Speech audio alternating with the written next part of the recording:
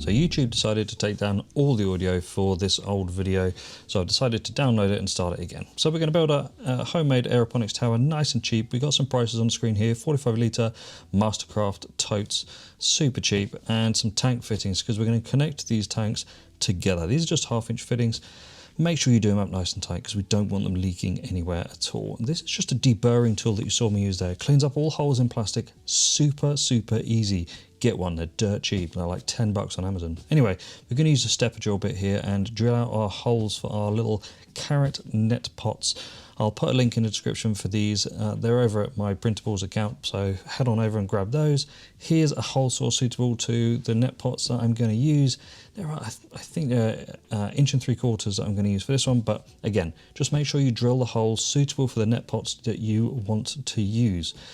I'm going to link these containers together and grow loads of different things in here. So let's carry on.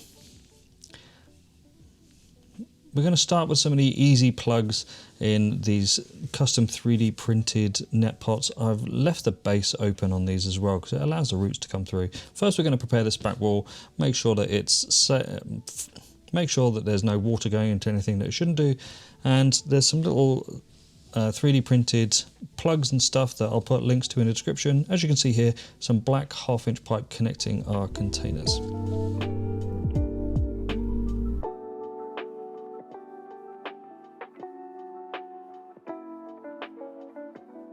With all the lids lined up, we can kind of get an idea of what we're dealing with here and how big the space is.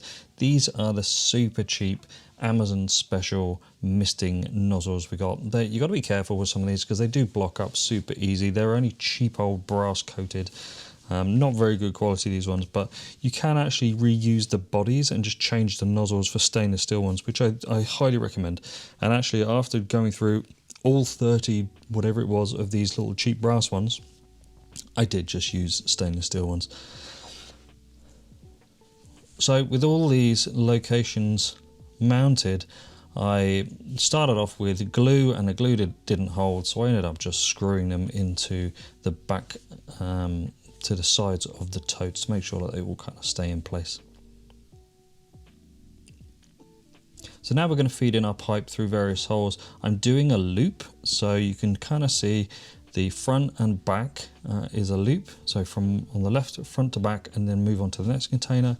That goes into one and then goes up to the top and comes back down. So we do a nice little loop. Now I had this pump, Seaflow pump, really nice quality pump.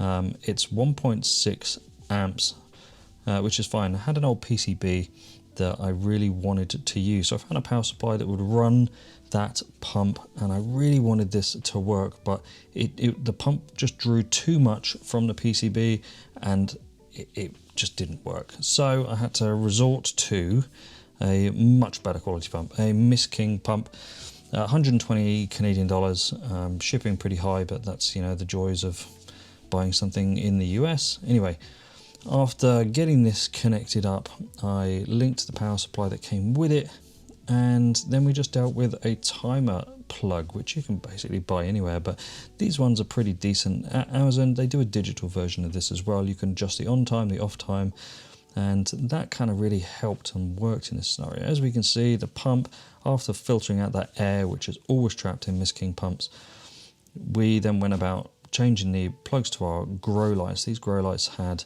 an unknown proprietary plug on the end, so I rewired that to a standard NEMA plug socket so that I could wire this all in the lights as well, and everything could be timed.